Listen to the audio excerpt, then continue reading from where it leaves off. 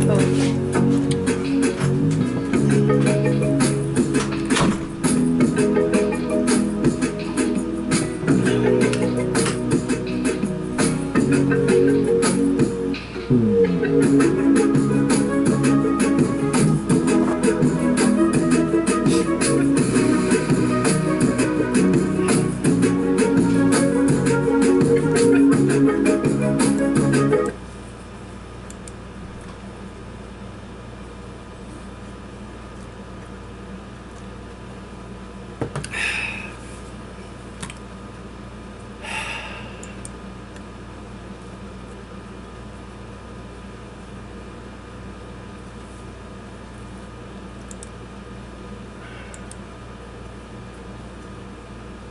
Okay, I posted on Facebook yesterday.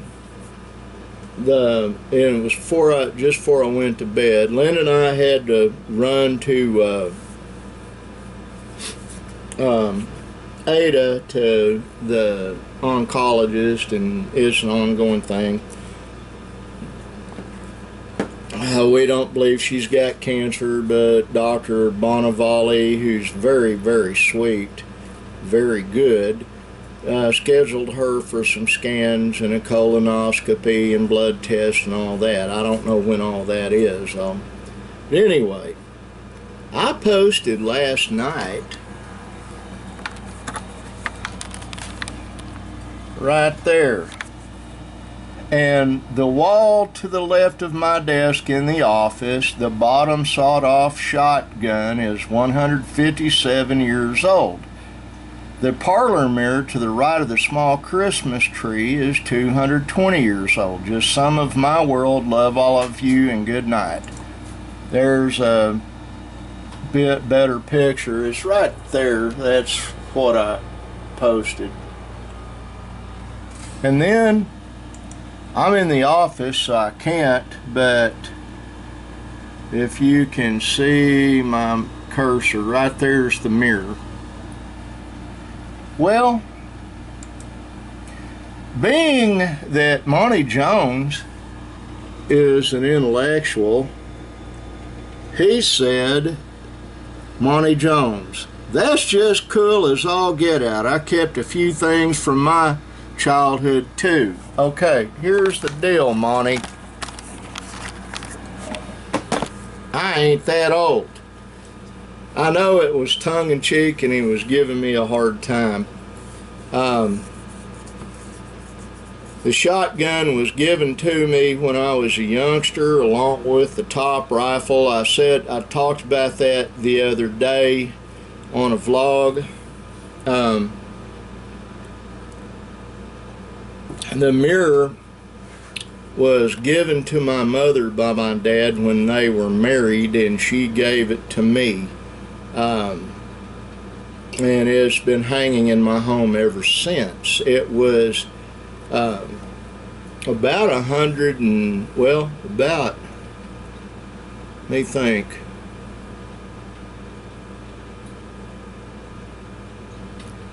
It was about 150 years old, something like that, when he gave it to her. It's an antique. That doesn't matter. I've got all the paperwork on it somewhere.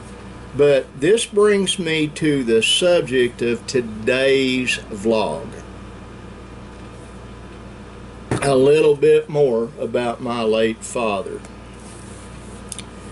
When I was about 17, 16 years old, something like that, Daddy and I drove to the Veterans Hospital in Oklahoma City to see, he wanted to see his father, Clifton William, one more time before the man died. And I made the mistake of saying that Clifton William was my great-grandfather. He's my grandfather. He was married to my dad's mother, Ruby Louise, and Clifton William was a sorry piece of work. I'm not going to polish it up just because the man's dead. He was an awful human being. Absolutely. His father was an awful human being. But Let me get a sip. Both men were alcoholics and both were violent toward their wives and children. And that is why my grandmother, I call Louise, or Grandma, that's why she married a guy named Max Starr, who I loved with my whole heart, and he was a really good guy. But backing up a little, I've got to turn this air conditioner off. Don't go away.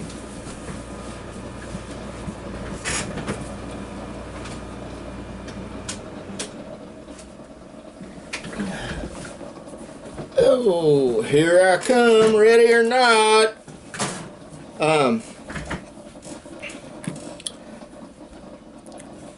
Anyway, Dad and I went up to see his dad, his father, who was in his deathbed. He was unconscious and he came to just for, briefly. And the first words out of his mouth, "Bubby, could you get me whiskey?"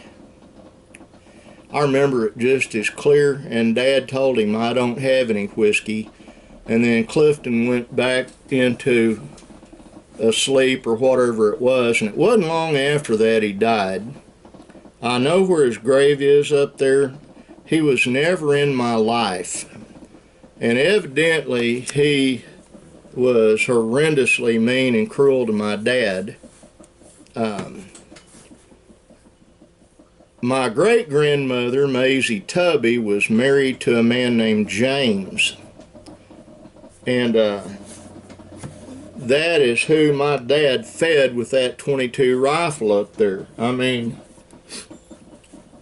a 10-year-old boy, 11-year-old boy having to hunt for food to keep his grandpa, who's too lazy to work, in food. They lived in Blanchard, Oklahoma on 12 acres. And it's the old homestead up there was red dirt, red clay dirt. Nothing would grow up there. Maisie tried growing a garden a whole lot of times and it didn't take. Now, let's roll forward, or backwards rather, or forward, either way. Mom that is watching this, and my dad, and my grandmother Louise, and my grandpa Max, who was the only grandpa I claimed on that side of the family.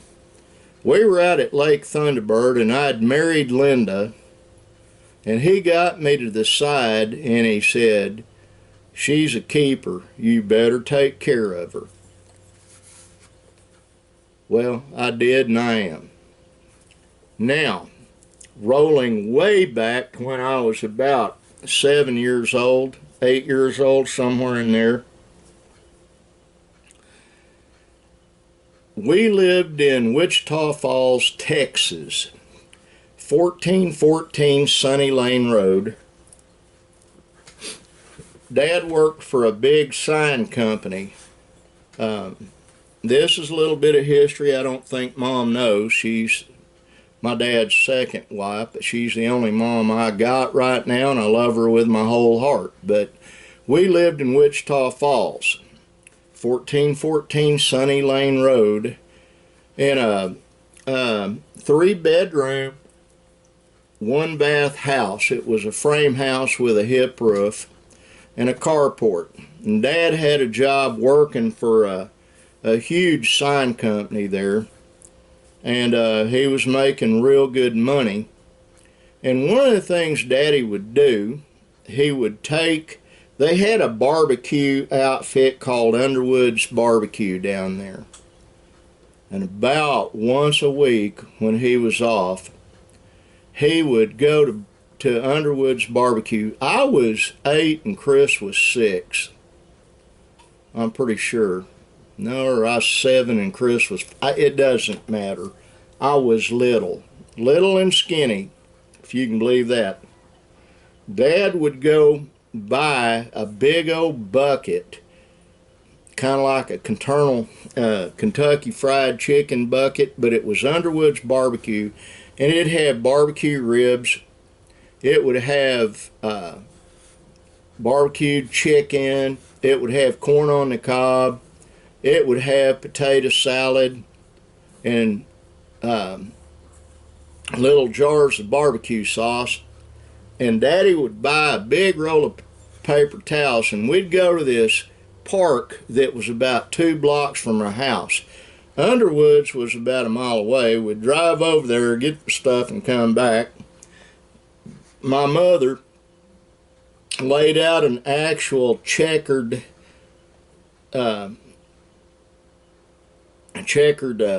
picnic tablecloth, and the tables there were made out of concrete, tables and benches.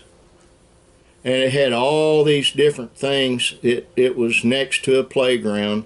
Had a deal I liked to ride, which was a barrel, and you could get in it and walk and do that. And I'd get rolling so fast in it, I'd fall, and then it'd roll me around inside, and I'd just laugh and giggle. I thought that was the greatest thing in the world. And I was 6, not 7. And I remember, because Chris, I remember them talking about, for a 4-year-old, he sure likes that. He was kind of like my grandson Tigger. He loved food. Tigger will eat anything. But anyway, I remember seeing my brother Chris. They didn't have, it wasn't paper towels, it was big old deal of napkins. Paper napkins. They'd just come out with that stuff. But I remember Chris being on that table, and Mom had something spread out for us to eat on. She didn't bring actual dishes, and I was enjoying the barbecue and the corn on the cob. My brother Chris had barbecue sauce all the way up to his elbows.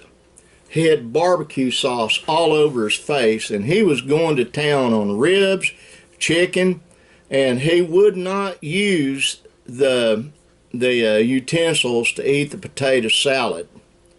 He'd reach down and grab a handful like that. And I remember that very distinctly.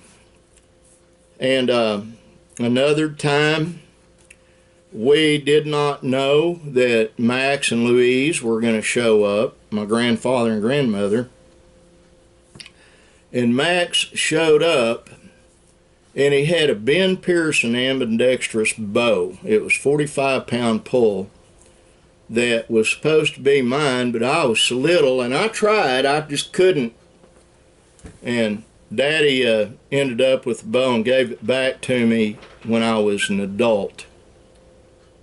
But because I couldn't use that bow, my grandfather went to an archery store in Wichita Falls, and he bought a child's bow. They stayed all that day and spent the night. Dad wouldn't hear of them going to a motel room, and so Chris and I, we actually slept on a full-size bed. Chris and I did. And then there was a room that was kind of like the throwaway room where Mom would have her sewing machine and all that stuff, and Dad would do his coin collecting and arrowhead collecting and gun repair and all that. So there wasn't a bed in there, but there was a really nice couch. And so Mom put Chris and I on the couch, put me and Chris and me on the couch, covered us up, and we couldn't go to sleep. We were excited. But anyway, Max took time to teach me how to use a bow. I was trying to use the Ben Pearson, and he kept saying, no, like this. And Dad finally explained to him, both my boys are left-handed. They can't, you know. So he went and he got me a left-handed bow, and I had that thing up until I had an apartment that got burglarized in Norman, Oklahoma. I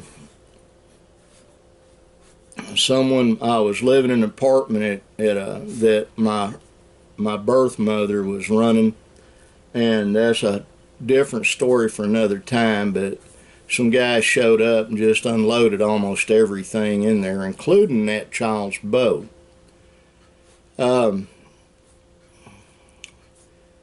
Anyway, that's when I started using a bow, was when my grandfather Mac started showing me how to. That's another thing my dad could do really well. He was an archer. It seems like anything to do with knives, guns, bows and arrows, anything, he was a wizard at. He just had a natural ability. Got to get a sip.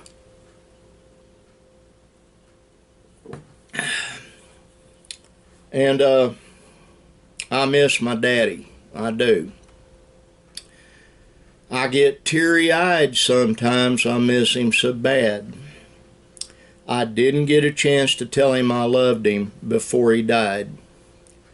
And that isn't my fault. It's not his fault. It's this pandemic's fault. I have other relatives I couldn't go see during that time. For the first time in a while, Linda and I went to the Mercy Hospital Oncology Clinic in Ada, and they actually let me in. The time before that we went over there, they wouldn't let me in the building. And if she goes with me to the Indian hospital, they won't let her come inside.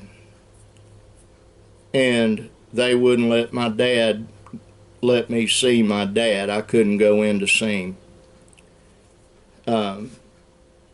Now, we had about 34 people die in a nursing home here in Davis due to the staff not being vigilant and not paying attention. Was it 24? It doesn't matter.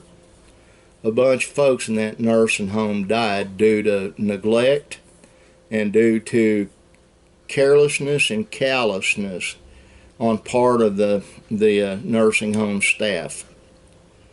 I tell you, these are perilous times we're living in. They really are. I hate it, but there's nothing I can do about it. I'm just one little man. Well, I'm big, but one man. It's, I'll tell you, it's just going to get worse, unfortunately. Let me get a sip. On one of the news sources I go to, I read where Vladimir Putin is threatening to bomb the United States and Britain if we interfere with his takeover of Ukraine. He still considers the Ukraine as Russian territory. It's not. They're an independent nation that want to join NATO. And Putin is not hearing any of it. You got to understand something about Putin.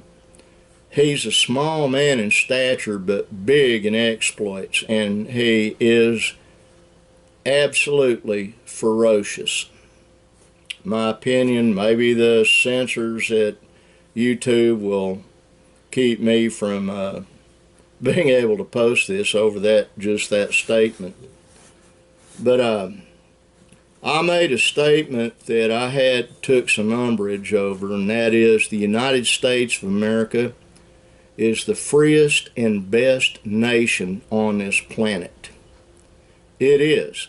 I've been to a bunch of different countries. Most of it related to what I was doing for a living. I'm here to tell you, unless you've been to a third world country, do not for a minute think that this isn't the greatest place on the planet to live, because it is. God bless America, and I mean that.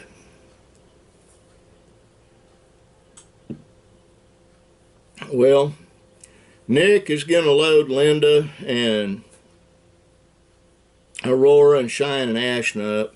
He's going to haul them over to Walmart. They're going to pick out backpacks and lunch boxes and clothes for school. I'm going to be here taking care of stuff here in the office. I wish I could just go in the house and do nothing. That is not going to happen. There's my grandson Ashton. Come in and get you a tea. Get a tea and then go back out and shut the door. Look in that refrigerator. Okay, shut the fridge. Shut my door. Have fun. He is so sweet. He's 13 going on 8.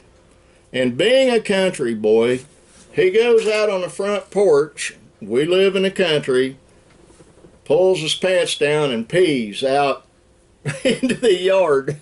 And we can't break him of it because he's seen Daddy do it and he's seen Papa do it and no telling who else. Anyway, I don't have it out here. I did finish Linda's rock. She loves it. It's in her bedroom. We took her car over to Ada. When Chris repairs the front end on it, what we're going to have to do, and we'll have to do it here, he and his family are in the process of moving into a 3-bedroom house. I won't take it over there and let him work on it. When he gets a chance to do it next time, it's going to be right out there in the parking lot, up on the ramps, and take the parts off so I can go see exactly what we need. I have had O'Reilly sell me the wrong parts for vehicles constantly. So this time I'm going to call around when we get them loose, and we'll see who's got the best price, and we'll take the parts with us, and they'll either be able to get exactly what I want, or we won't buy from them. Now, to all my friends on here and family on here, my friend Chris Kimball, Kimball, they spelt it Campbell when I guess I do not pronounce my words properly. But Chris in Florida, I hope you're doing well, brother. I do.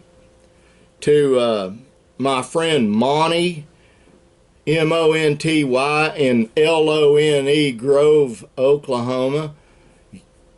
You are a rascal, sir, but I love you with my whole heart, and I don't ever want you not to be my friend. I want to keep you as a friend till both of us are dead and in the ground. I think you're hilarious. To my mom and my brother John in Noble, Oklahoma, I hope you two are doing well. I hope Christmas treats you well. To my brother Michael Paul in Oklahoma City, I hope you're doing well. I really do. I'm very proud of you. I'm proud of you too, John. I'm proud of you, Mom. To my friend Shelly Dion in Illinois, I hope you and yours are doing well. I pray for you. I pray for your mother. And to my friend David Talaga in Illinois, I pray for you. Hope life's treating you well. To my new friend Jackie Brill, S-A-N-D-S, I hope you and yours are doing well. I really do. And there are others that listen to this.